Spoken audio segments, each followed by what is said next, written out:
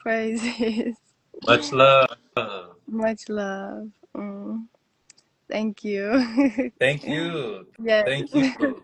Great to see you.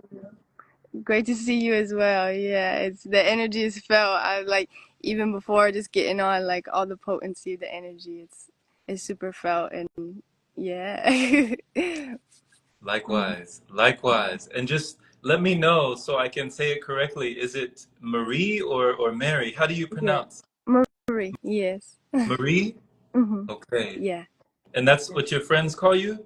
It's actually my middle name, but I feel the name we could go so deep into that as well. But Savan Bomar, he actually has a video. He breaks it down of like how the first name is like what you're going through and like the beginning of your experiences, and then like you're growing into like more of your middle name, and that feels very like authentic and aligned for my journey and like the energy that I'm embodying and stepping into more. So yeah, it's the middle name, but that's the what we invoke.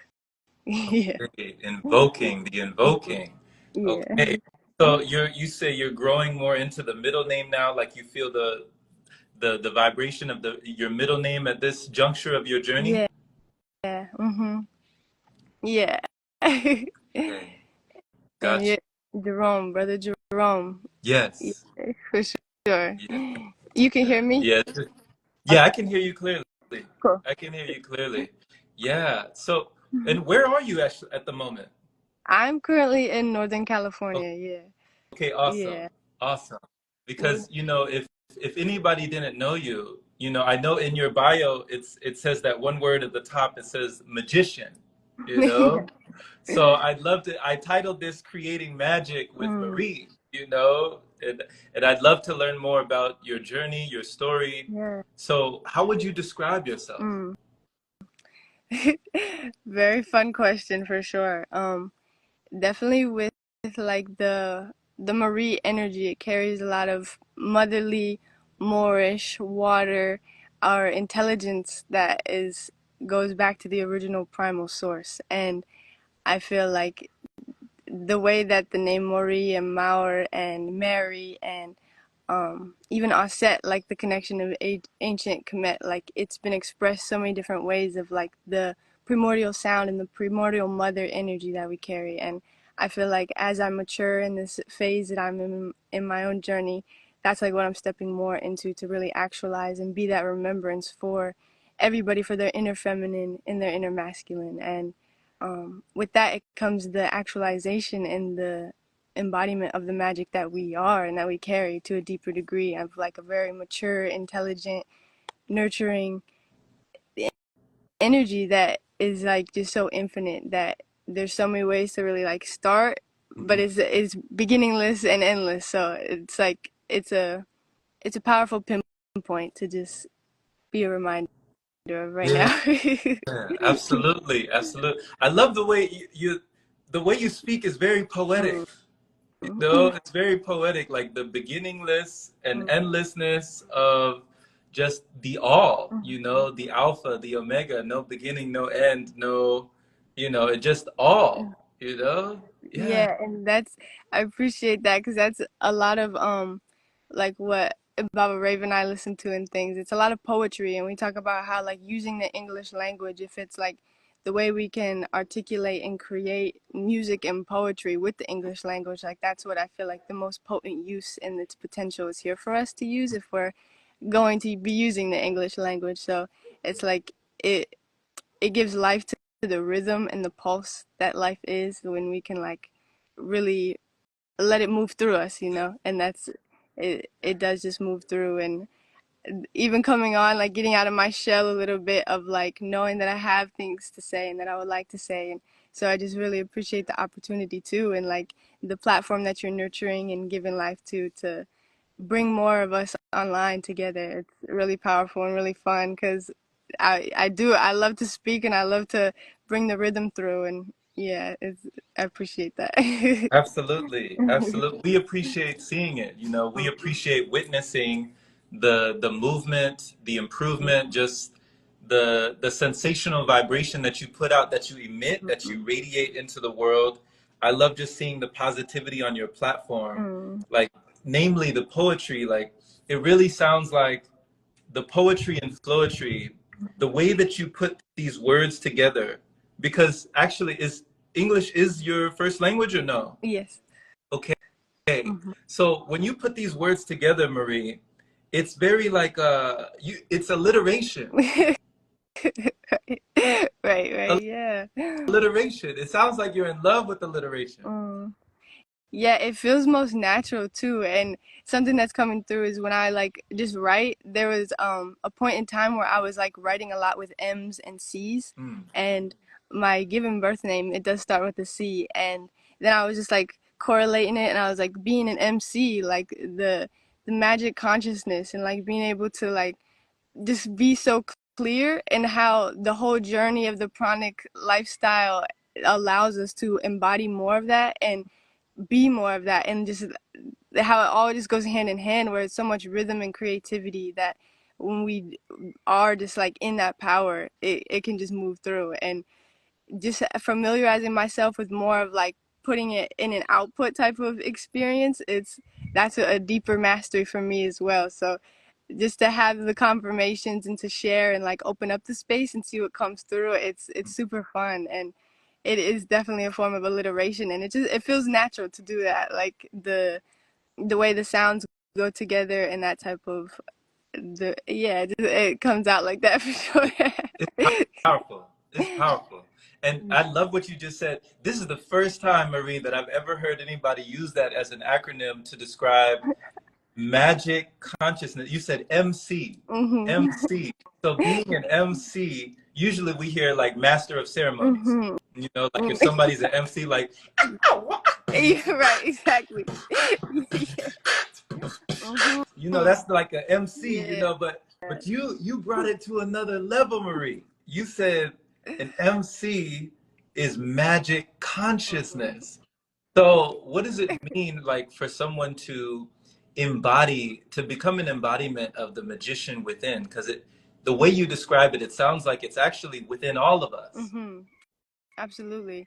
And that's where like a lot of what you speak on, and like Ellie Tom, the pranic path, and like all the different brothers and sisters that are really feeling into this infinite immortal essence that we carry. It's life force, it's creativity, it's pure intelligence. And when we create a system within our avatar that actually computes and can process that level of power to the point where we're in a whole different consumption and a relationship with our environment and our inner terrain, it actually switches the whole mechanics of the magic. So it's like that magical energy is actually being able to be more of a what your passions are, what you want to create on an artistic, musical, unique level in that way. And that starts with even understanding the functions of the body to be able to like have that fuel to do it and the system to do it. And because it is a potent level of power, and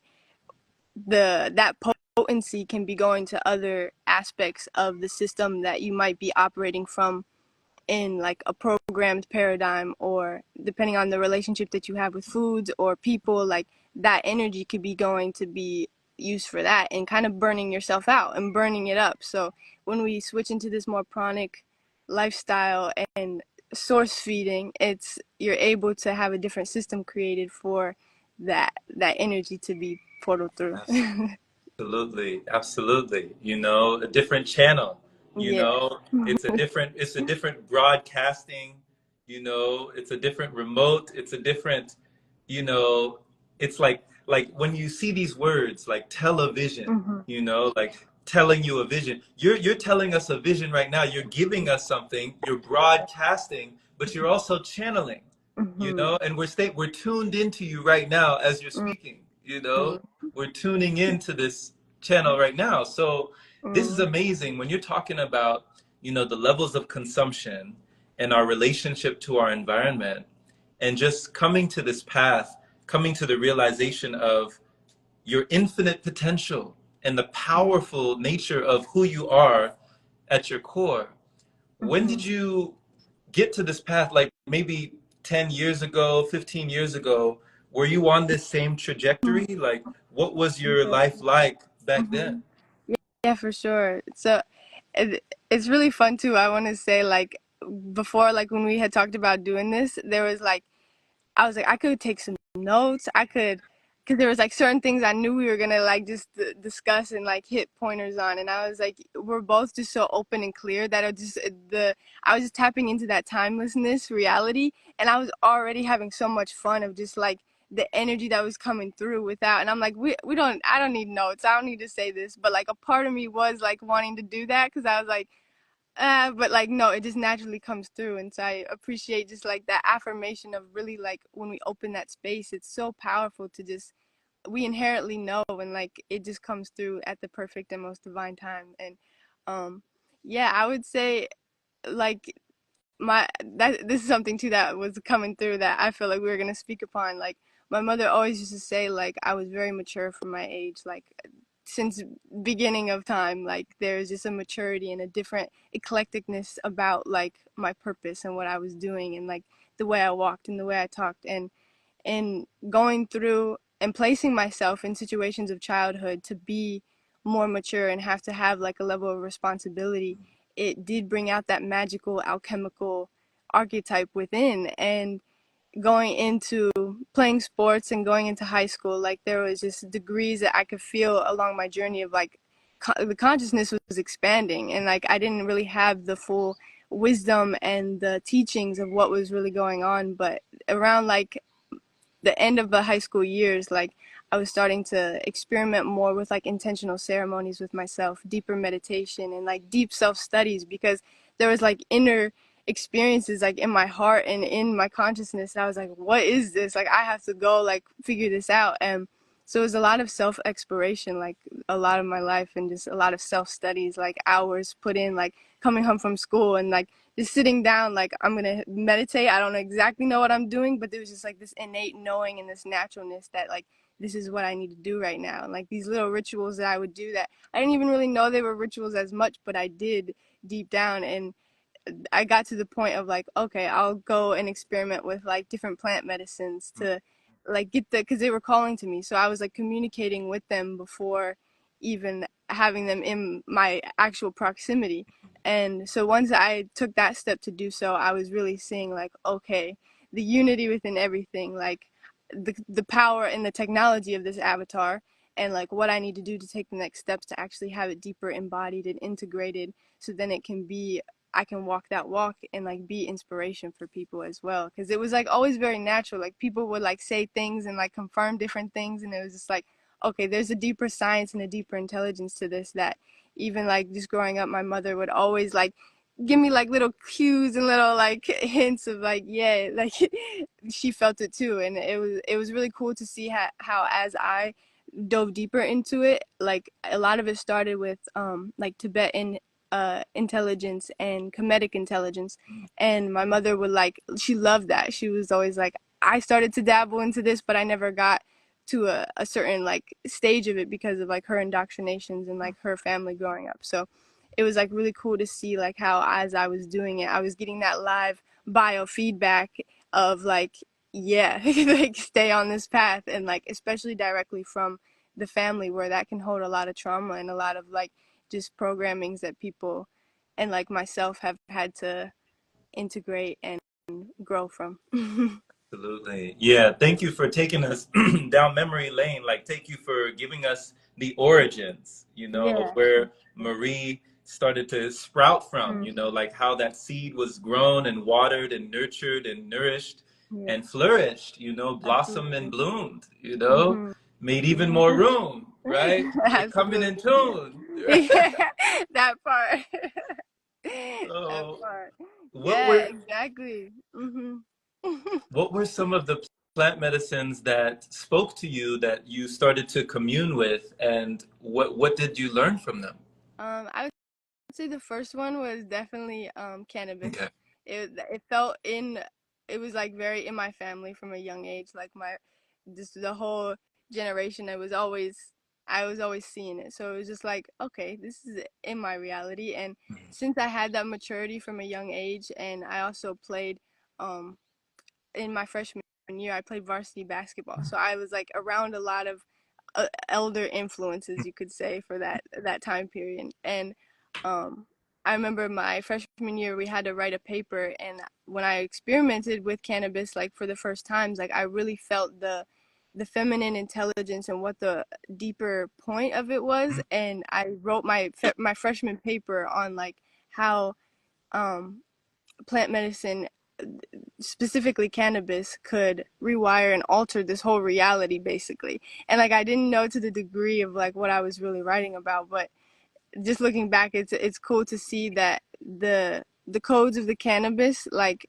where it inspired me so much that I wanted to take it into the systems and into the programs of the school, and like show that there was like it didn't need to have this big like egregore energy or like this fear around it. And it was pretty bold of me for sure, like as a freshman, and just bringing it in through that. But it definitely integrated a lot of like fragmented pieces of like people pleasing that I found myself within my family, that type of dynamic and style. Mm. Being the oldest sibling, I like had a lot of responsibility, so like it allowed me to like really see where all those pieces were and see the different like it helped activate my third eye a lot for sure, to simply say like in the different how the I was influencing the field and being influenced by the field when I wasn't fully in my power. And to like pull all that energy back in at such a young age, it came with like a lot of like quantum time hopping within my journey,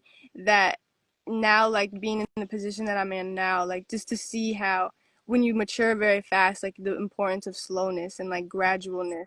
And that's like something that the it definitely opened up to the clarity of as well. And that's like something that right now I'm like really in that gradual process of like so much quantum moving and like quickness and speed, to like really be slow with it right now at this phase Yeah, and honor that. yeah, yeah. Being slow with the quickness, you Yeah, know, exactly. Yeah, slowing down with the quickness. slowing down with quickness. We That's we get right. up, we move away from the sickness, you know.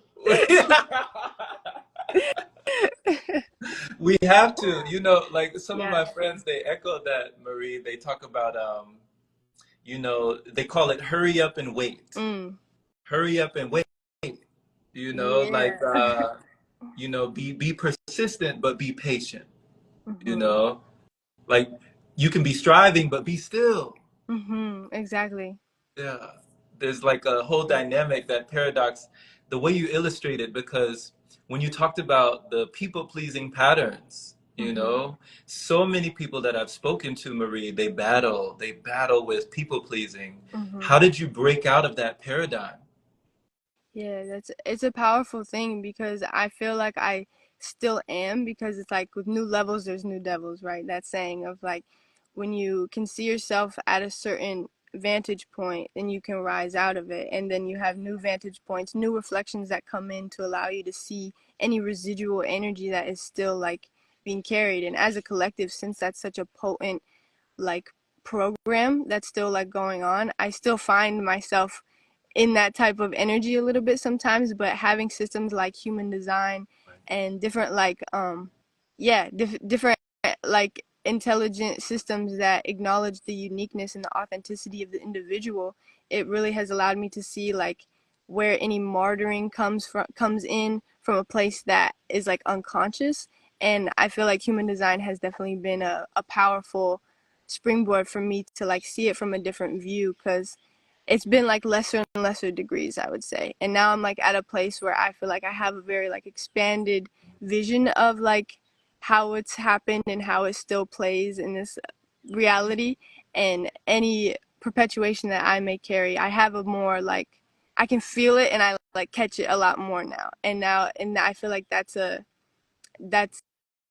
to be able to be in the moment, like the present moment alchemy of like, okay, I can feel a sensation that's like an old um program that I may not have been as conscious to. I feel like I have a very like more conscious awareness because of things like human design, and because of brothers and sisters that I'm able to connect with, and we speak upon these things of like what the familiar effects and like the basically the byproducts byproduct of going through this alchemy, and how it can still show up to kind of test you again. Yeah. And I feel that like the tests here and there sometimes, because it's like just making sure I'm good. So it's like it's knowing like your uniqueness and really tapping into like how your family structure has kind of put that on the back burner, and then like placing yourself in positions that no longer put it on the back burner, and any time that that is coming through, to like feel into that and like really see it for what it is. And yeah, I would say human design definitely has been a potent way to see the unconscious martyring habits, and allow the patience to really be, so that so it's actually like into the genes integrated, like, in where that genuineness comes in. Like what that actually means is like genuine healing. It's like down at a genetic level. And that's where I feel like right now, like any of that residual still people pleasing patterns, it's like I'm feeling and picking up on that and really clearing it, because it's such a deep into the genetic layers and levels now.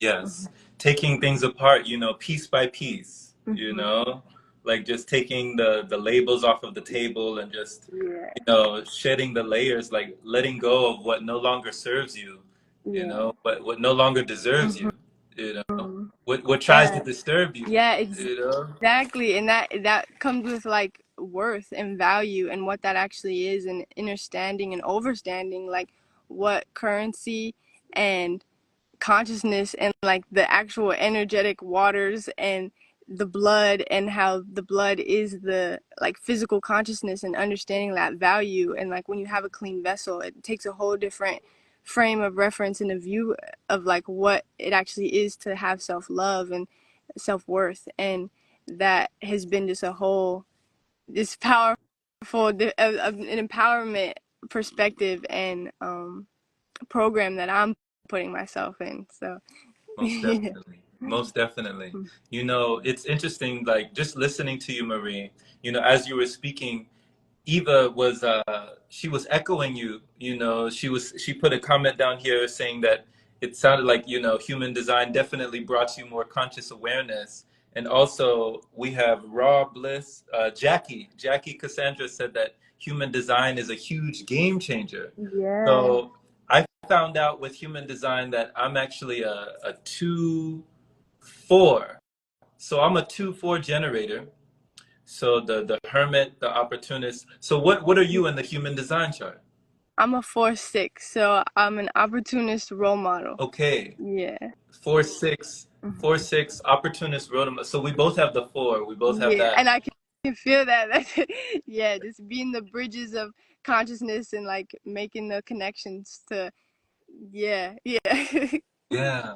And when it comes to you said role model, when it comes to like generator, reflector, or projector, which one are you on that? A manifesting generator.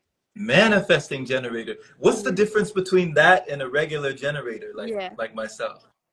So a mangen, it's a hybrid combination of a manifester and a generator.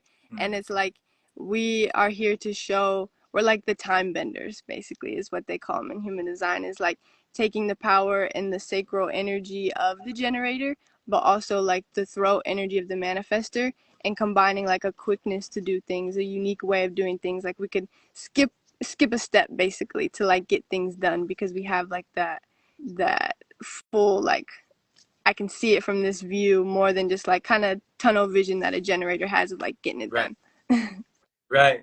Because I can definitely feel that, there are times where I get in that tunnel vision. I have my blinders on. I'm just like full speed ahead, Right.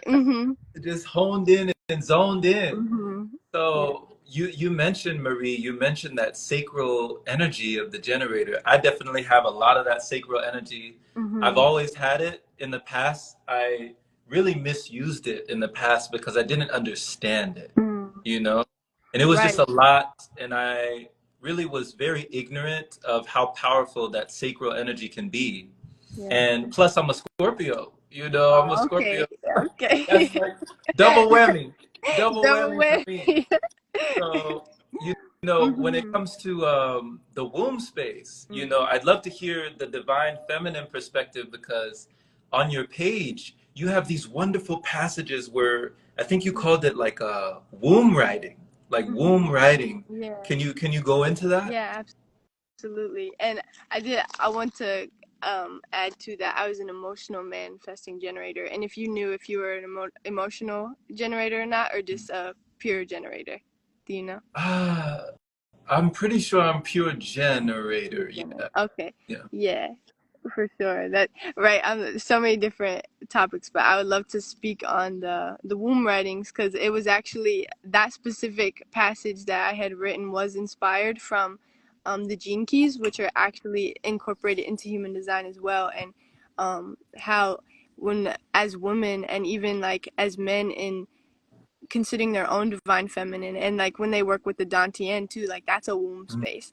And so when that frequency of what state the womb is in, when you can like look at it from the gene keys perspective of how the womb is like manifesting, everything is manifesting from the womb, and it's like the creation center. So it's like when women can tap into the shadow states of their womb and then like really feel into the elixir and like the different practices that you can tap into to then like transfer it into a gift state and then transfer it into a acidic state. I feel like it's a very like simple but profound like way that women can tap into a deeper relationship with their womb because it holds everything, and it births the purity that of potential of life. So it's like to really understand the technology of the womb, it would be a whole game changer for the realm if a lot of women were really connected on that deep level, and just the power and the importance of the purity of the womb and Mhm. like the different levels that you can experience. And that was something that I started but I haven't finished yet, of like correlating the womb frequencies with the gene keys. And it was really fun when I was doing it, so I feel like that's something I will continue to do. But yeah, that's where that came from, and just something I am looking to forward to in the future for sure, of like connecting with women and really creating that space and the power of ritual to just acknowledge the energy and the position that we placed ourselves here as feminine, Right. and the responsibility that, because with great power comes responsibility. Um, So it is a level of accountability that I feel, even down to the sisterhood and true connections, like what that the gap in what true connection is, because it comes with a lot of accountability when you take the woman to the consideration for what it's actually here to show and teach us. yeah. And yeah, I would love to speak more and be have more inquiry on that for just lots of levels of healing. Yeah. And you're a conduit right now. Like you're being a conduit for all of this information to come through you. Like I love how open you are, Marie, Mhm. because it's flowing so effortlessly, but it's well thought out. Mhm. Like it's every word that you're using is so intentional, but it's Mhm. also automatic. You're not having to really think too hard about it, but it's just flowing from you. So it's amazing to listen to. It's amazing to watch how tuned in and how synced in you are because, I mean, you're using words, Marie, as you're speaking that not a whole lot of people I speak to use. It sounds like, if you're ever reading like Lord of the Rings or Game of Thrones or books like these in these time periods or, fantasy novels, they talk about the realm, like you said, it would be a great thing for the realm, like for the good of the realm, you know? Like you didn't say you could have easily said for the earth, for the planet, but you Yeah. used the realm. So can you like Yeah. what do you see this realm as that Yeah. many people might not have that kind of perception? What is your perception surrounding the realm? For Yeah. sure. Yeah, because that, like, with the experiences, like, from my whole journey, I've recognized, like, we are everything. Like, there's nothing that's not being influenced from the sound waves that I'm producing right now. So it's like to encompass that and be, like, very considerate with the words, like, it's definitely just been time and time again where that's been a confirmation of where a lot of the time, that's why even coming on and getting out of my shell, like I'm very quiet. Like I'm very like in silence a lot unless like I feel called upon and or people like ask me questions, and I love it. Like I love to be invoked and like called upon in that way because it allows the throat chakra to actually exercise and stretch out, and like that's the energy that we're going into. And I feel like it has been the slow process of really confidence and organization of it all, because we're seeing just how much we do influence and affect the entirety of everything. And that is like where I would say just the realm itself of like the whole terrain in which we get to see and witness shift based off of like the vibration and the sound that we're walking and being. And the what was coming through like when I was like tapping in before, like the other day when we had spoken on doing this, was just like how we're the records and we're the record keepers, and we're also like the what we speak into the record. So it's like everything we're saying, we're listening, and that's like that ancestral soul part of ourself that is like watching us to like see how much we've actually integrated the wisdom of our experiences, and we're living codexes of it. So it's like our experiences and what we put ourselves in, it's like the record that we're writing, and what we're writing is like what we get to see and witness within ourselves. Yes. We're back. We are back. The phone did get too hot. I was just saying. I was like, it's too much heat. She giving too much fire. Too much fire, right? That I was like, no way, but it makes sense. You was spitting that fire. So, do you remember the last little portion you were trying to finish? Yeah, and then so some more was coming through too. I was like, oh, okay, we gotta get this on. Yeah, so like being the recorders and the record keeper at the same time, it also like actualizes that deeper level of like the Sashat and the Tahuti energy. And that's like the power and the intelligence of scribing and the ways that that can express. And like when you take into consideration the full energy that you are, you recognize the influence that you carry. So it's like that to see the realm as that, to see the realm as you. It's like you're continuously wanting to speak life and speak in an organized way, because organization is an aspect of God. And it's like we're generating, organizing, and delivering, or destroying, how some people express it as well. And it's like you really tap into that power, and it just becomes automatic, like the nervous system. Automatic. Yeah. Now you're kind of going in and out just a little bit. Is there an area with a little bit better connection around you? Let me see. What about now? Can you hear me though? It's a little fuzzy. A little fuzzy. Let me see. Yeah. Let me go. I'll go over here. Okay. Like it's right, really outside with it. Yeah, you out there. We Rave just put up a post about staying outside. Yes, absolutely, absolutely. What can you? It's coming in good. It's coming in clear now. It's coming in clear now. Yeah. He just put up a post about staying outside. Do you live by that as well? Absolutely, yeah. It's like, and something that we've spoken on too is like we can feel the difference of like people that have been outside in their auras, like having outside auras versus like indoor auras. And like it's just so extension and like the origin of your nervous system and your immune system. It's like it's super powerful to have that consistency in staying outside. So you said there's an outside aura and an inside aura. Like, what is someone with an inside aura versus the outside aura? When you're around that person, what do you get a feeling of?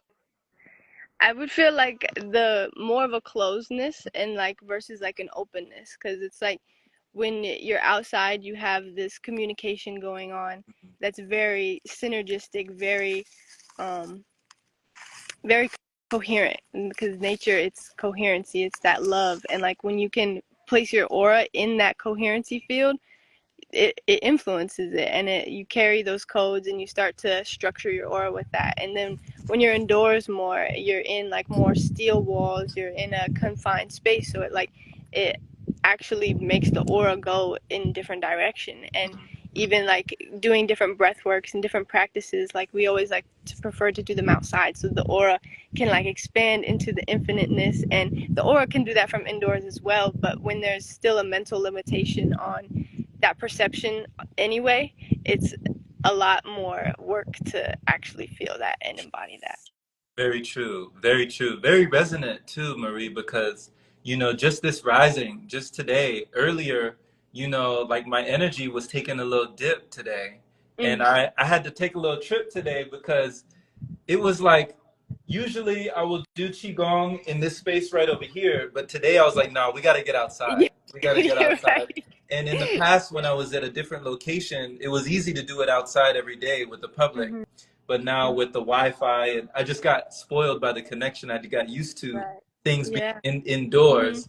So today, sure enough, we went out there, we put our feet in the grass. We were Mm. doing class, the Qigong class with our feet in the grass, and it That's was like, right. whoo, I felt it. Yeah. I felt Mm-hmm. so much better. Yeah. That's powerful. Thank you for sharing that. It's interesting too because I was gonna message you like but I was like we're already connecting on this etheric chord anyway. So, but I could just feel like the energy of openness and like a very like clear energy that we were tapping into together going into this live. So, just confirming that and affirming that to bring more life into Yes, it. yes. Affirmation brings confirmation. I love that you brought that in, and just thank you for that reflection. Hmm. Thank you for your connection. You know, yeah, Likewise. yeah. It's interesting too because when you have that connection, not just with yourself, but with the realm and everything else. One of the things that we do, Marie, every Qigong class, at the very end, we hold up this ball of energy, and we put a word in it, like maybe joy, love, peace, harmony, abundance, reverence, whatever word. Then Hmm. we fuse that energy, we choose that energy, and then we place our family and our friends and our loved ones inside the ball. And then we place all sentient beings and sentient life forms inside the ball. And then we lift this big ball of energy, we lift it up and we disperse it out, into the universe. And we do that every Qigong class. So when it comes to all the sentient beings, you have this beautiful photo with you and Rave where I guess you stumbled upon like a whole bunch of cows. I don't know where you Oh were, yeah. but you were like hugging these cows, Hmm. and even in the caption you were like there was no words. It, You were speechless. So can you talk about that encounter yeah, that you had there? absolutely. That was we were actually on the island, the big Okay. island of Hawaii, and that itself, like to have that experience on such a potent and magical and active magical field, Mhm. it was very beautiful for I could even feel his and I's connection and just like bringing our auras into that space with the cows. It was like it felt so timeless, and I could feel that they felt like seen for their sentience and their intelligence on an even deeper level. And those cows specifically were actually bred to be cuddle cows, so there's like generations of just like relaxed beautiful beings that are like here to just be hugged and to hug, and like they're just so sweet and like calm. And um yeah, it's really powerful. The brother that started doing it, he had a farm and like just wanted to allow people to experience like the aura field and the energy that cows carry, even if it was more of like an unconscious thing. Like he still had that knowing that these beings are very intelligent and they're very um just they're so calm like to be around. And it was just such a sweet energy and a sweet experience that I had so much gratitude for the connection, the way it all transpired, of the area that I was in. It was on the side that I had always wanted to like go and explore more. Mhm. So we just being up there, it was just such a beautiful energy. And um yeah, it really is beyond words, because the level of communication that goes into that, it's like you really get to see the sensitivity of different beings and like just the purity in that. And it does take like a level of being online with your own self and your own sensitivity and your own purity to see that in a reflected sentient being as well. And it was pure magic. It looked like it, you know. It looked like it, you know. They say a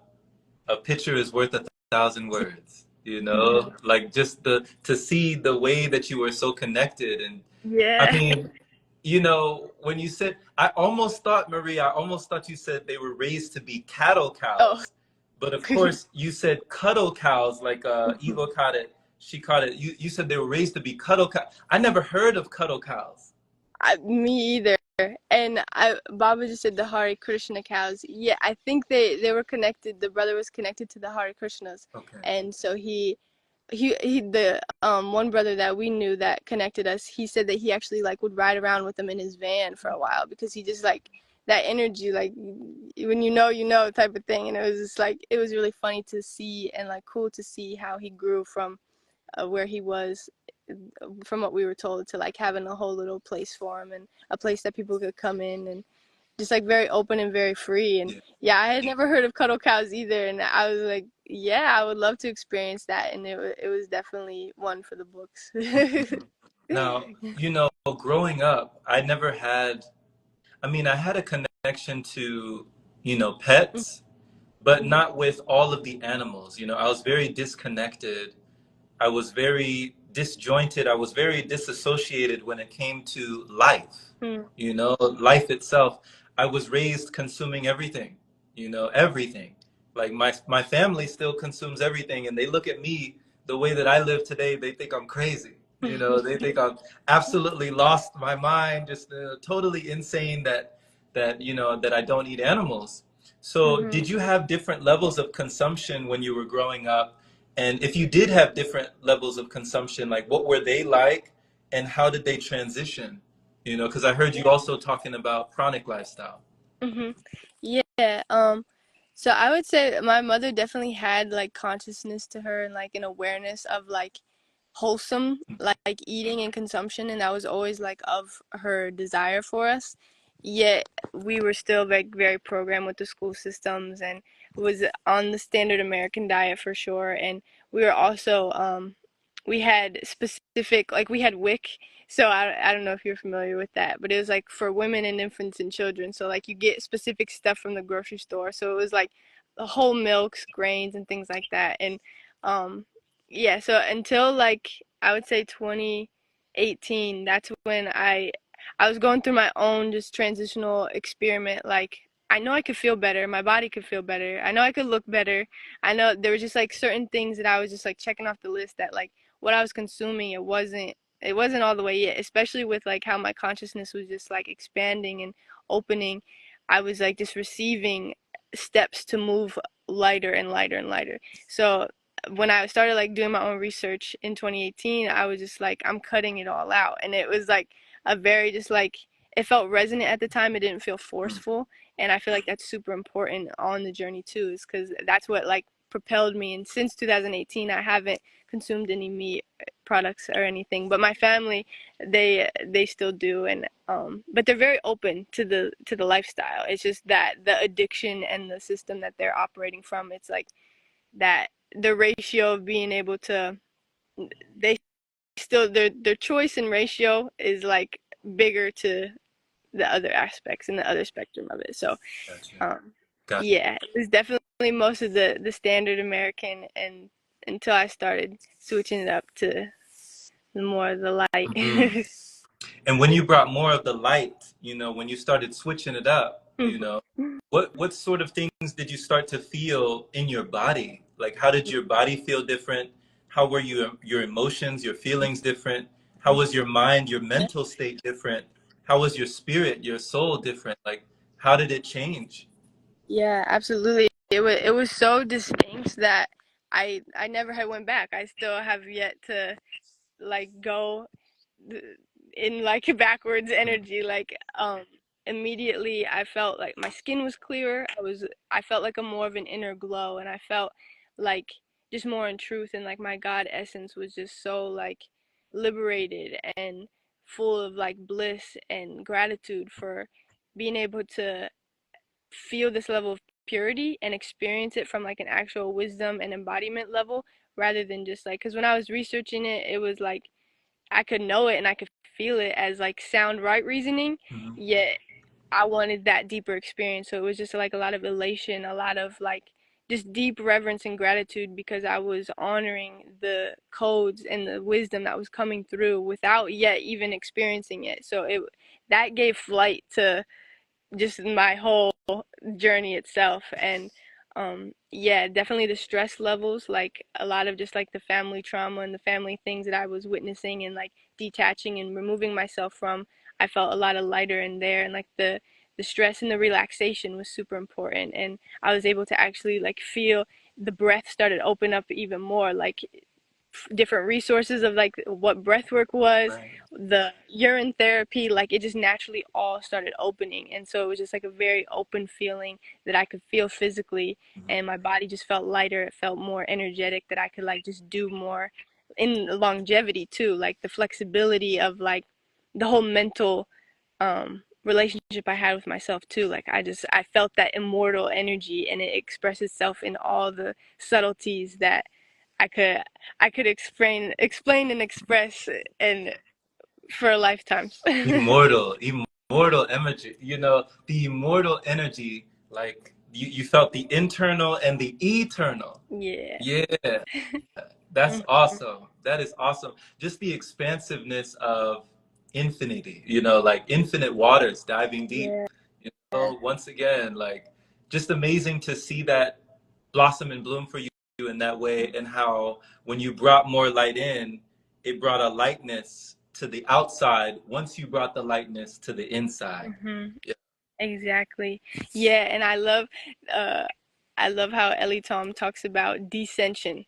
Like everyone's speaking on ascension and ascension and ascension, which is valid. Like it has potent value, but to actually like go into the darkness Yeah. and allow the descension of the light to come in through you and actually move through you, it's a whole different game. And I feel a deeper integration and embodiment of the actual alchemical process and the substance of experience that you can get and have the wisdom with.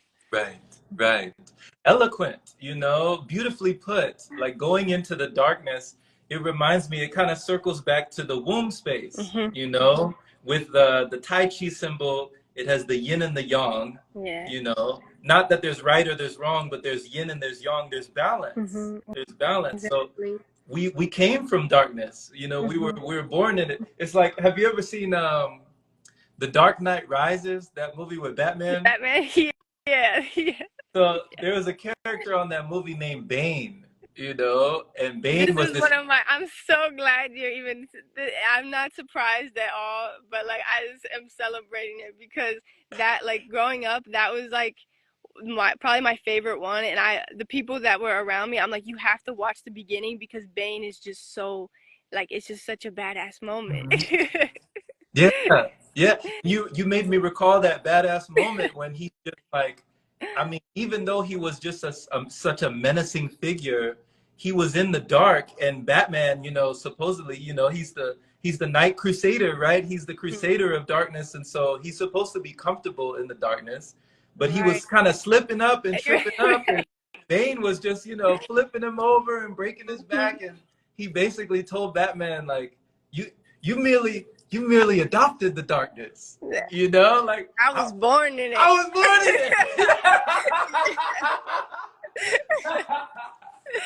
in No, for real. it. So how did that film speak to you? Like how did Bane speak to you?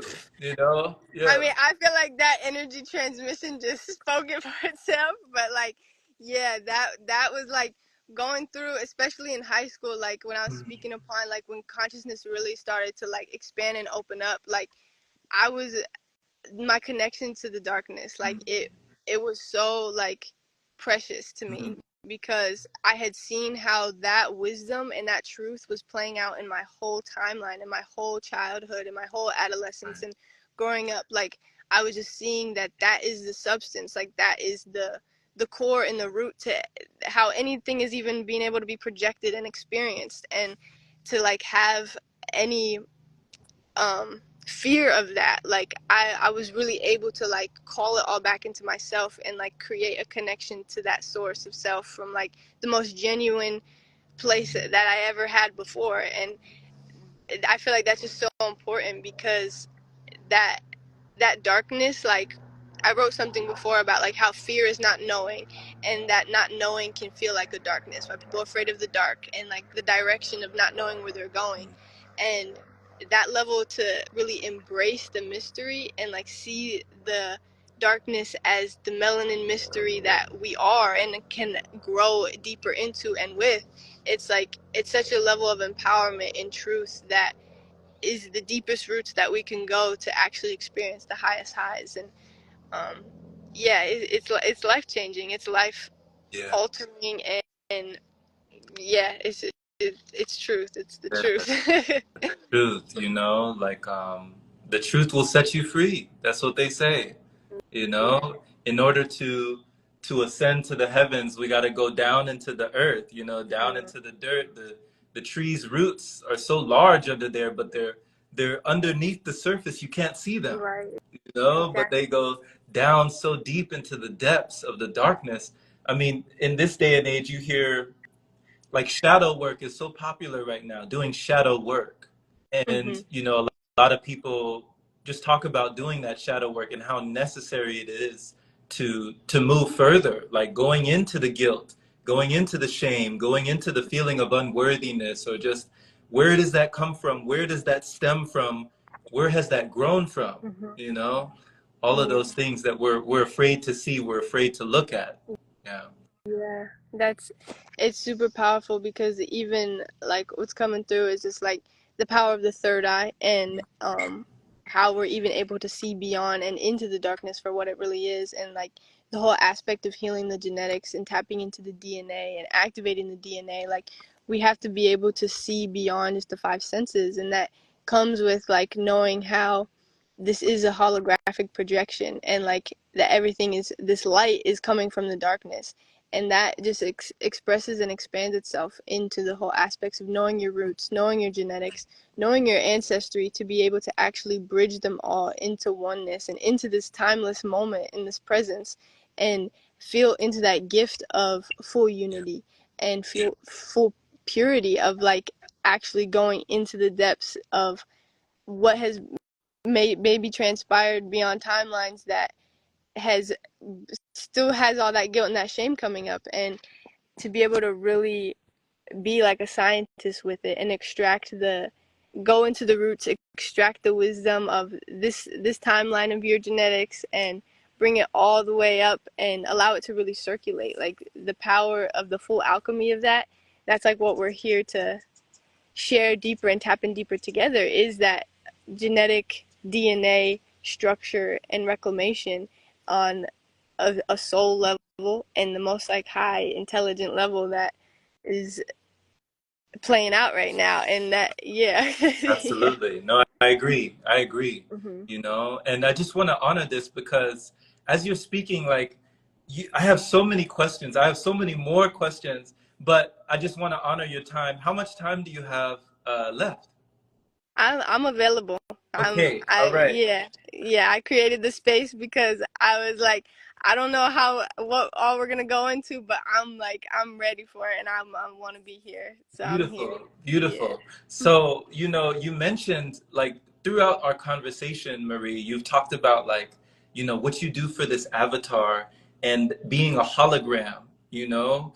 And, you know, these are also words that I don't hear used very often because some people refer to themselves as a body, but then some people have the consciousness that they aren't a body, but they live in a body, you know, Hmm. that they aren't this vessel, but they live in this vessel, Hmm. you know. So it sounds like when you use these words like hologram and avatar, and like when did you come into that consciousness of this flesh and bone is not really what you are, Hmm. but you're something more.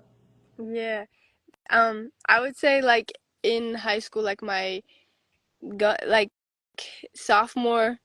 So when I was like 14, 15, like I was really like it, because it was quick. It was fast quantum movements for me at that time, like being mature and moving like that. And I was just like writing a lot of poems and like free writing a lot of things that were like, after I would write it, I was like, wow, this is like, I got to do some research about my own poetry right now and like what's actually making it make more sense for myself, and like understanding the cosmic consciousness essence, and like that your body is in the you, basically. Like your body is, your consciousness is giving life to this vessel to experience itself.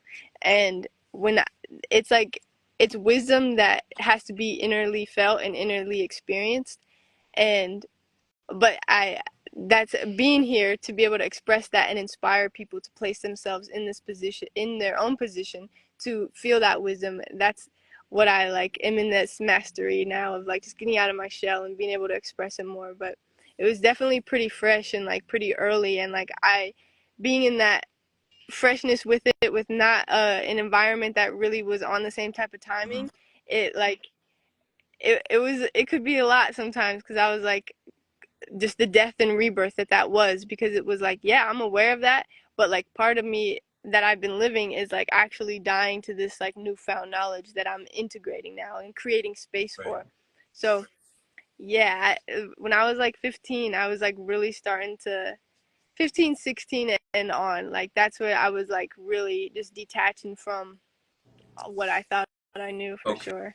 Hey, so thank you for that transparency, because it sounds like, if someone else is venturing into ayahuasca and, Mhm. they have a transcendental experience and they realize, oh, wow, there's more, or Right. somebody is doing DMT, or somebody has an experience with Bufo and, they do the toad medicine, or they commune with something that just blows them out of the water and they have an ego death and they Mhm. realize, oh, I'm not the body, Right. you know?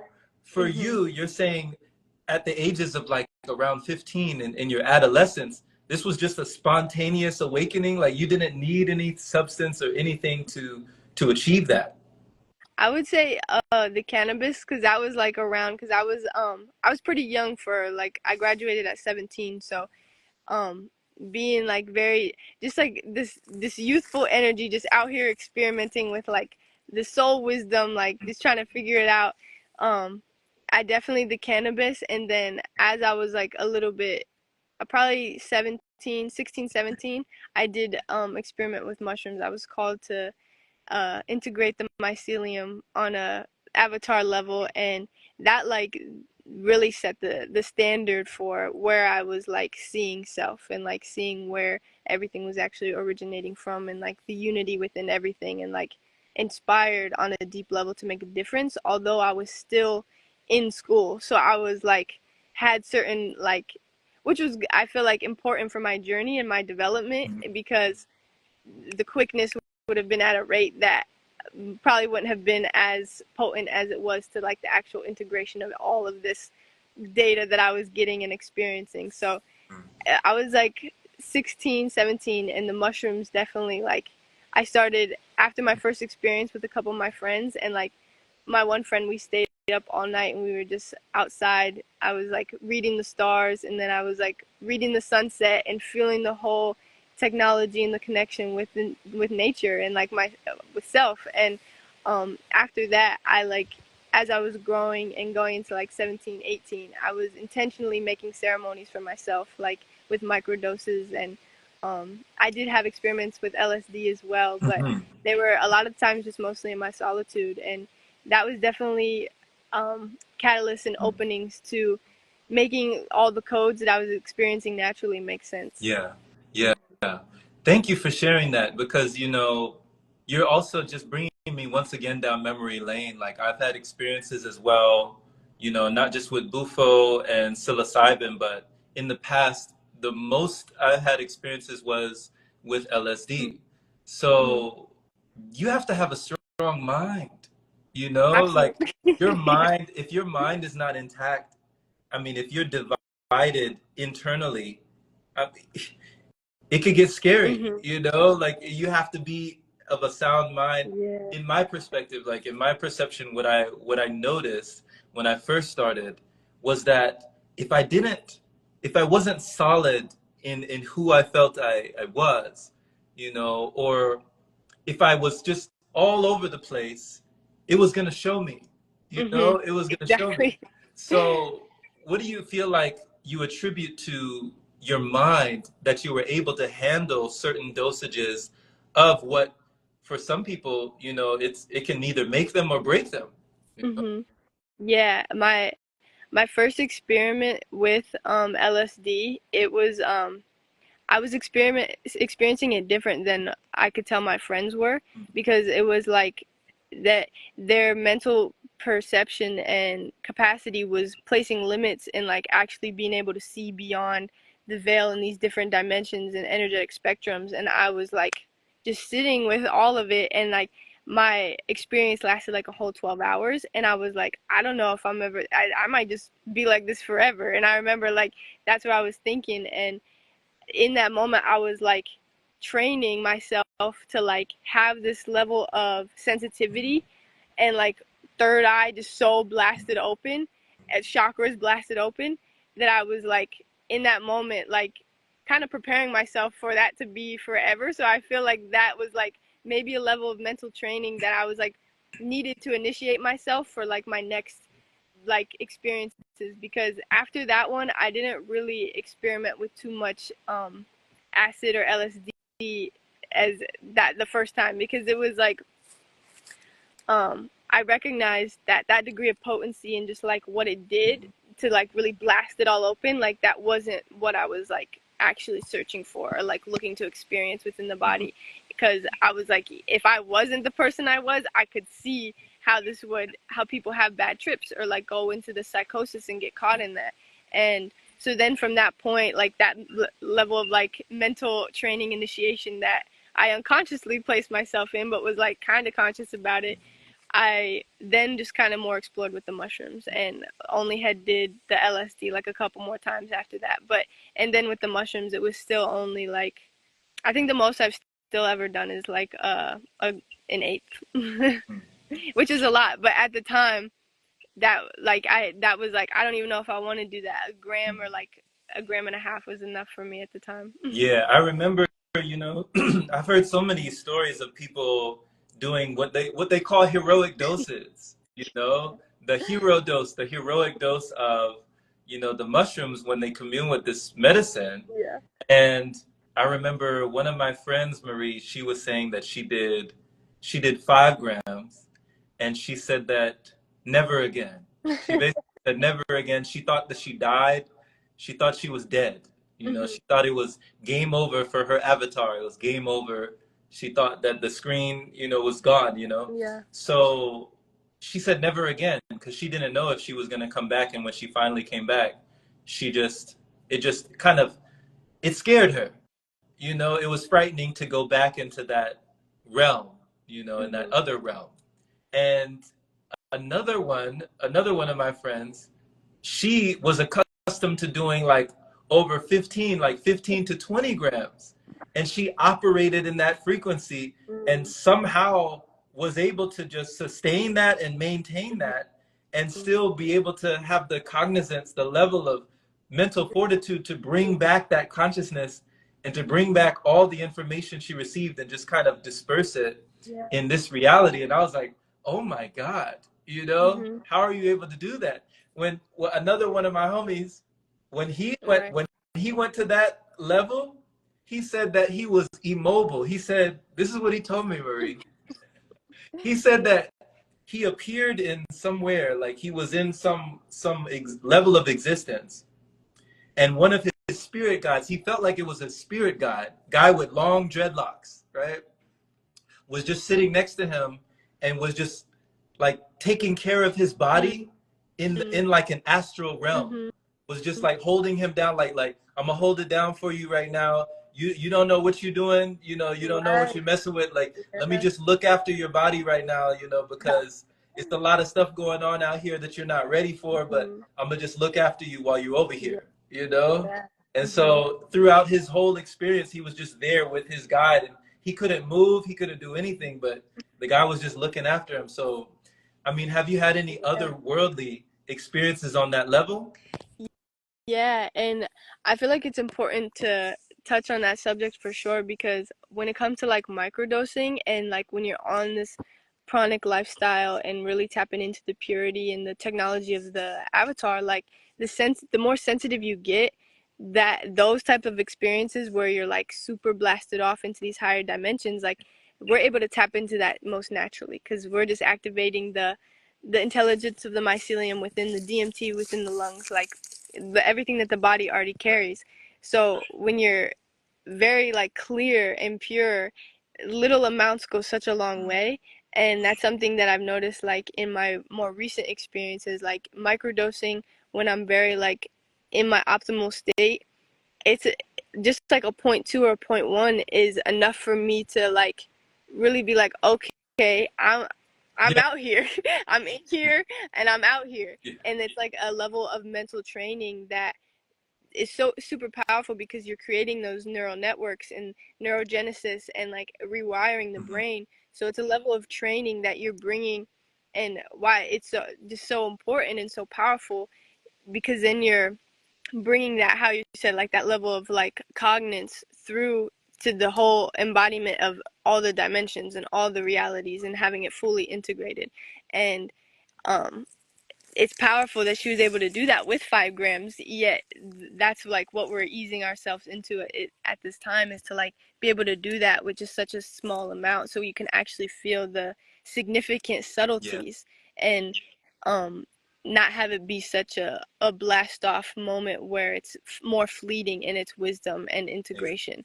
And yeah, like it's been really fun to be able to just have like a point one and then do my martial arts or my qigong Mhm. and feel like such a deeper level of like healing within my own Yeah. everything, and being able to yeah, go even deeper with it, like be in those states but still be clear and um conscious, like that's really important and powerful at this Yeah. time. I, I can feel, yeah, just to put that out there and to touch base on Yeah. um Thanks what for putting it out there. yeah. Thanks for putting it out there and just talking about where you are at this time, because so many people are resonating with you, Marie. Like, so many people are showing love right now. So many people are connecting and reflecting with all of your words. It's very relatable because even, we had just now, Jackie was saying, 5 grams for her once was enough.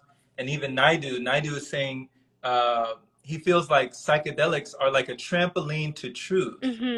So when Yeah. you feel like the trampoline to truth, like when you're thinking of psychedelics are like a quantum leap to a different consciousness, what would you say would be the equivalent of that quantum leap without the psychedelics, like Mhm. without the plant Yeah. medicine, without anything? What would be a quantum leap just by you yourself? Hmm.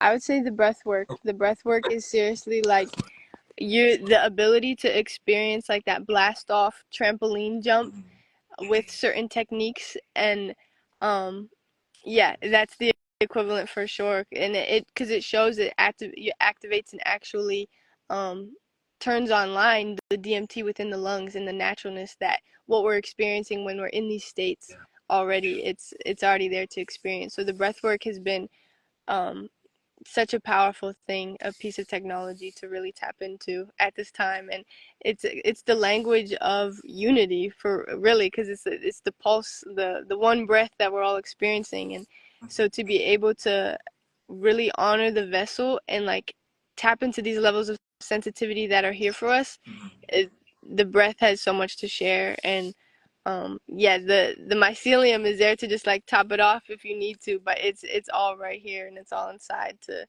definitely experiment with the breath for sure.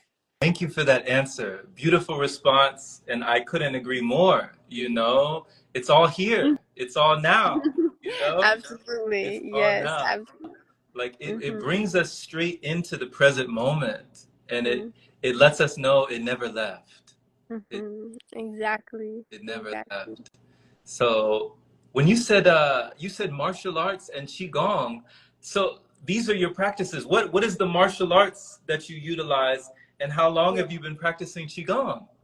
So it's actually been really cool and like just really um such a vulnerable thing too, because it's such a precious like dance that when you really start to feel the effects and like really tap into it within, like um it's things that I've been doing like throughout life so Mhm. naturally, and like now I'm like deeper in this state of like studying the actual forms and the actual different names for positions that I've just been naturally kind of moving my body and contouring myself in.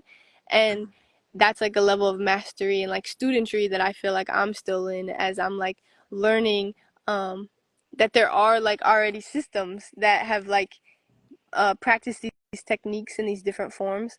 And for me it's like a fine balance of like allowing myself just this childlike energy to explore and be it naturally, and then also take the time to study it and like what is it that I'm doing, like, and have this. And um so I've been tapping into different styles of like there's a Kuan Yin Qigong that I really enjoy doing. Okay. um yeah, there's a different sitting one, there's standing ones. Is that the The one that you were doing, Marie, with you had so many awesome and trippy visuals. There were so many trippy visuals where you're like moving your body in these different ways, Mhm. and then the visual of you just expanding, contracting, you're just opening up and then coming back in, and there's all these versions of you, yeah? Mhm. That a lot of my flows, like when I do my practices or my martial arts or what I'm doing, it's so like intuitive and so present, because when you like have familiarized yourself with the alchemy and like the movements and what's actually going on within the body, it's like whatever movement and position that you're naturally doing, it's like the exact alchemy that you need for your body right in that moment. And like that's something that I've always just like had naturally and listened to the most, because a lot there's so much influence, so much data, so much just you're basically incepting yourself with all these different teachings, all these different styles. And sometimes I found myself like kind of overwhelmed by the stimulus of all of that. So I'm like, okay, I'm just going to do my own flow. I'm going to do my own thing. And I like to record it and just share it as inspiration, but then I'm like there's a deeper aspect that I could be even more inspiring of, like having more structure to it and more organization. And I feel like that's just with the feminine energy in general, is like we have this just innate, like everybody carries that feminine source knowing of like, okay, I'm gonna do this for this reason. There's a strategicness to our intelligence, and that is just what I've been kind of like just most in the flow with. And like I don't there probably is specific positions and postures that I was doing, but I don't know all the names and the exact names for them yet. And like that's I've been tapping deeper into a Kriya book and like just having more structure in that, because it's things that I already know and naturally do, but I know there's like a next like level in a deeper way that I could express it and be of a role model to like embody it and maybe one day hold classes and do it with more people. And that's something that I'm working on for sure. But it's mostly just been a very like intuitive flow. And then I'm like in my meditations and stuff, I'm like I'll, things that have been coming to the surface are like, well, what do you want to, like, what's your creative birth? Like, what do you want to birth? And it's kind of like a new form of martial arts, but not even like a new form of it. It's just like a very natural, unique, present moment form of martial arts. And like, once I have more structure to it, I'll be able to share more and like have it more orderly. Yeah. But that's kind of where I've been at in like my journey mostly. And like, but now I feel like I'm in my like more studentry bag of like, I want to actually know the precise forms, the Yeah. techniques, the names and the styles, to give reverence to all the elders, all the masters, and the wisdom that has been embodying this and has felt this resonance of our naturalness and innate knowings. Mhm. And because there is already a system and form to a lot of things, and just combining the innate system and the already done system. So that's where I've been at Yeah. lately. I love these systems. It's already done. Yeah. It's, you and your studentry bag. Your Yeah. studentry bag. Yeah. Absolutely, absolutely. Like, and that's where I feel just like so the transparency and the vulnerability to just be like, yeah, I know these things, and like I have certain like degrees of it embodied, but I know there's more because it's Oh, infinite. And like to be able to just be like so like timeless with it, because like we've done it all, we've experienced it all, and it's like we're remembering that together now. And it's like super, it's such a key to just be like, yeah, like I've done this and I've studied this before, and but there's so much more. And I'm like I love being in the student. Like I'm just so open. I'm always telling people like, let me know where you see like being able to share perspective. Like that's what enriches each other. That's our value. Like that's a richness of the soul, and like being able to share that. That's true wealth right there. And Absolutely. yeah, Absolutely. Do you know why they say that the master is the master? You know why the master is always the master? he's the best student. There you go. They're always a student, you They're always know? a student. You got Yeah, it. You know, the master absolutely. remains a student, lifelong student. So I love that, I love that you bring that in, and you're also in the formlessness and the shapelessness. You're like water. You're Hmm. like water.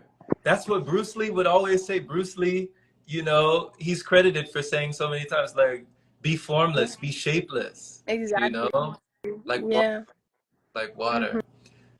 So, Yeah, and that's like that circles all the way to the Marie energy, and like just the Mare, like the water and the sun, like really feeling that internal source, and like what gave life to that source power, and just having that having that honored in whatever uniqueness it expresses through. It's just like so supported and so honored, and that's a human design is super cool because it gives reverence to that on a deep level of like we are so formless, and whatever form you want to give yourself at this time and place, like it's respected. It's a like it's super cool and super fun, and that's definitely what I'm here for and about, yeah, to empower within everyone. we're here for it. We're here for it. I'm here for it.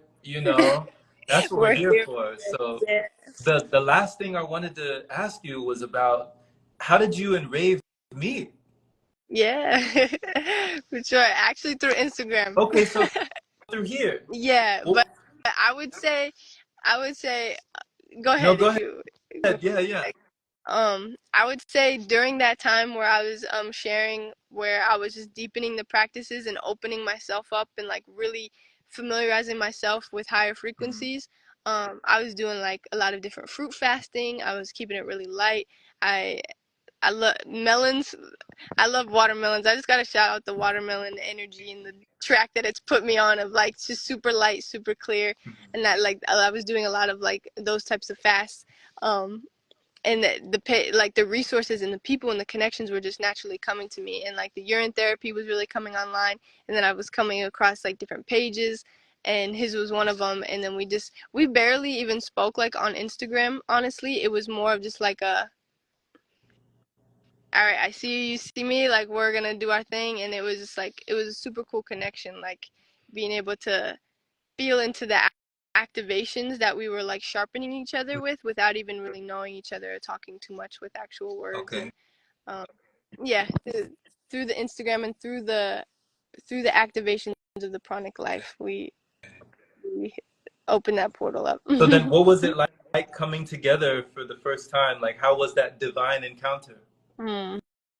It was super powerful because like um I knew innately like in my soul and in my heart like the deeper purposes and the deeper alignment of connecting with this masculine in this reality, and like it's even now this is like a whole topic and exploration that I would love to share even more, and like him and I to share even more eventually like in on a platform.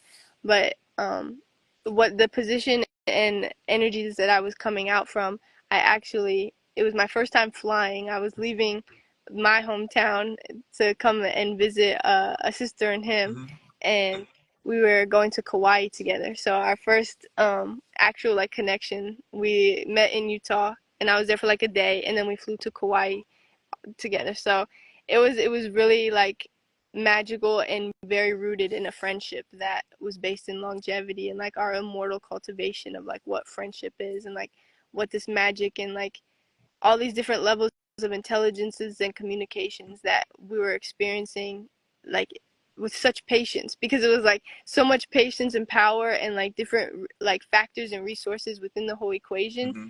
that it was like there was only a certain level of like intelligence and coherency able to really see what was going on, and like it is pure magic. Really, like yeah, I could Um, Sounds like it, the way you describe it, because that longevity friendship, usually with a divine counterpart or just somebody, you hear twin flames, you hear soulmates, you hear so many things that people like to describe that person or the person that they feel when they meet them. mhm, But you said a longevity friendship. mhm.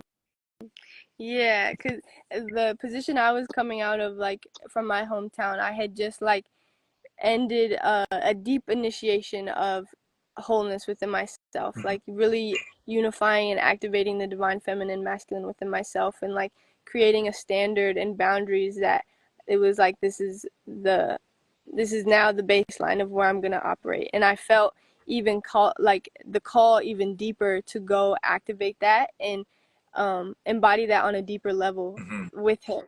And so it was much more of not just like a this is of my own individual purpose and reasoning or agenda. It wasn't like that at all. It was like this is like a much more grand for the greatness of what relationships can be and the actual potential for them and the alchemy of like true trust and true bonding, like what this could be. And like yeah, it was a testimony to the wisdom that I had just experienced individually in my masculine and feminine balance, that now I was actually seeing the reflection and reaping the benefits and the fruitfulness from Mhm. what I had just experienced and closed off and like created and cultivated within myself. So it was just like a divine testimony to being able to meet a reflection at the same type of frequency and coherency. Yeah. And you just having that reflection near you and having it with you, being around him and seeing the sides of him that other people don't get to see. What do you feel like you wish a lot more people knew about him that they don't really realize about him? Yeah, this is actually something we speak on a lot because it goes so deep into maturity and how we show up in presence and how we're just equipping ourselves to neutralize the projection field of like what this is the field what we're projecting and how we know we influence and carry such a powerful presence like for people and like for people to call upon and um definitely this I could go in for sure, but I'll keep it simple. It's just like the lightheartedness that he carries. It's an embodiment of mastery that I feel people don't even have the like level of communication style all the way tuned on yet, because it's something that has been deeply cultivated within himself. That is like he'll activate something. His ability to activate empowerment within a being could be blind, like someone could be blind to it, Mm. because it's like it the level of sovereignty and like sufficiency from self that he's able to like just so naturally like equip people with or like activate. It's so subtle because like even just with his and I's like type of communication, like I recognize any triggers or any patterns of the way I would previously communicate, of like I feel like I don't some certain things I don't want to express or like feel like I would have to express, but yet it's like the way I come to him with certain things or communicate with him, it like rewrites my whole ability, like how you said, like influencing the whole realm. Like it's the deepest level of consideration for exactly what I want to articulate, exactly my point of even like using words and like speaking and like calling upon each other for like what we're most here to like really equip ourselves with. Like it's such a precision that it's so new, I feel like, and it's so fresh that it can be like an uncomfortable type of feeling that like when we're just like, yeah, we know each other, so you should just know like what I'm trying to say, basically, if this makes sense, like what I'm trying to get at. It's like his ability to like just be such a pure reflection of like, okay, that's actually not what I want to say. Like even me just like thinking about asking him a question will give me the answer, because it's Ah. like that ability, his aura field and like his intelligence like helps me rearrange it for what I'm actually even trying to extract and seek within the message and in the communication and conversation. And that's like a whole different level that I feel like people are just unfamiliar to Mhm. yet. And like so it can get kind of like fuzzy for like his deeper role and sometimes the role that he places himself in for people, Okay. and how a projection could get like just very disoriented based off of where someone else is at, because that's all it is. Like if you feel someone is um presenting a certain type of energy, it's just a reflection for you Right. to see within Right. yourself, right? So it's like, and that comes with accountability. So to be able to address that accountability with him, I feel people have a hard time doing that, because it's like it's pure self, you're addressing that within yourself. So it's like, how and what do you want to say Mm-hmm. in the most like masterful way? And like that's something that him and I have like been equipping ourselves with. So it's like very, I can see that within him, and it's very like seamless and coherent for us. Yet for other people, I could see that being like a gap to having like fear of like going deeper into vulnerability with him. Mm-hmm. And that's just with the masculine itself, and like it being like of that role in this realm, it makes sense that it would be that type of Mm-hmm. energy sometimes that I do pick up on within the field and within just the social media platform. And um yeah, I feel like I could have like expressed it No, a little bit better no, you of just like did. You definitely did. It's like it feels like telepathic. yeah. Mhm. Like the moment you think of something or like a question, you already have the answer. Mhm. Yeah, exactly. And that's like, that can be a lot for like people know that that's our power and our abilities. Mm-hmm. And so when you're experiencing that with another being on such like a powerful, potent level and like instantaneous levels, it just shows like what is here for all of us to experience, and that comes with like true accountability. Right. And like that's like genuine love, and that's like it's equipping me to even like use the words in the throat chakra for what it's really here for, because we're birthing every time we speak and every time we communicate. So it's like when we're in divine reflection of each other, that's like a whole creation field and like a level of magnetism and portal that we're opening. So it's like we are sharpening each other so just like pristinely, because we have so much like influence and power that we can tap into. And it's like that, when it comes to brother and brother or sister and brother, like that type of communication and connection, it equips you and puts you in a position for full responsibility of like what you're saying, what you're putting out. And it feels like at an all-time newness of like a very futuristic time, but it's here right now. And Mm-hmm. that can look and be like disfigured to what's the program that's being phased out right now. But we're here right now. We're here. Yeah. So I just want to extend so much gratitude, love, and appreciation for you, Marie. Like, thank you for opening portals for us today. Thank you for accountability. Thank you for availability and Yes. just showing us our innate godliness, Mm, like in this realm, in the kingdom, in the mm, queendom, right? Just in this realm, just experiencing mm, our brightest potential, just our potential as these beings that are here, like what we are really here for, what this vessel is really here for, how we're really reshaping our avatars and living, this hologram experience, mm, like all these codes that you just transmitted mm, and just transferred for us today. This has been such an energy transmission, and I just mm. have to thank you. Thank you for your honesty and your openness. Yeah.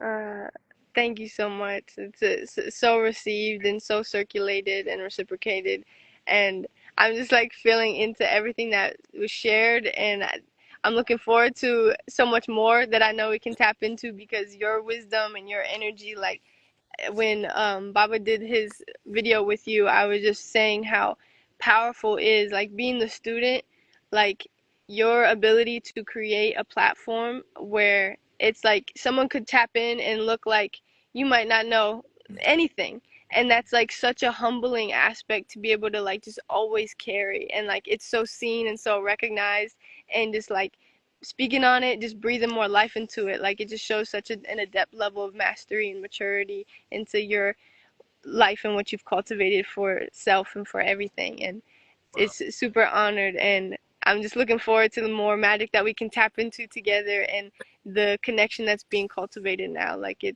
it really is that time, and that just thank you for sharing the gratitude and appreciation and affirming it. That's we're actualizing the power of the throat chakra right Right now and now. really bringing in that godly energy. It's Yeah. super, Right, right now. So yeah, super so. let someone know, let everyone know if you have any services, if you have any offerings, if you have anything available, like anything for somebody to tune in with you or tap in with you even more, where should they go to receive that?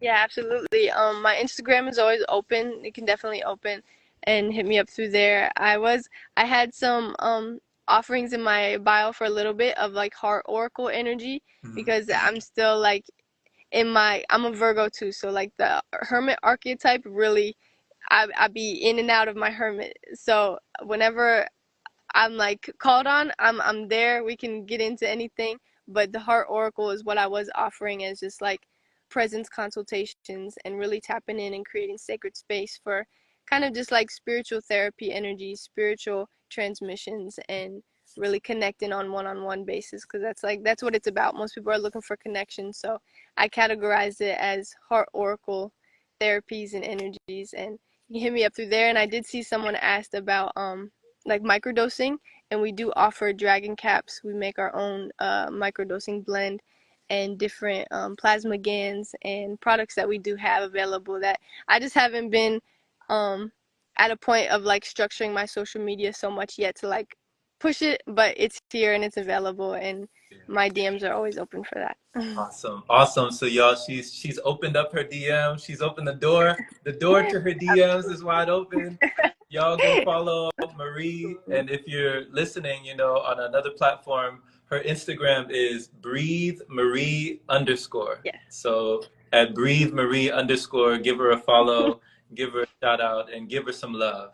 So, yeah. I appreciate you, Brother Jerome. Thank you for all that you offer in your services as well. It's so seen and so impactful. Like we really out here being we, it. we gotta stay in our studentry bag.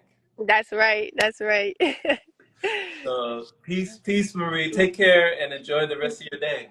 Yes, absolutely. You as well. Get those feet on the ground. Enjoy the sunshine. Yeah. Take care. Peace.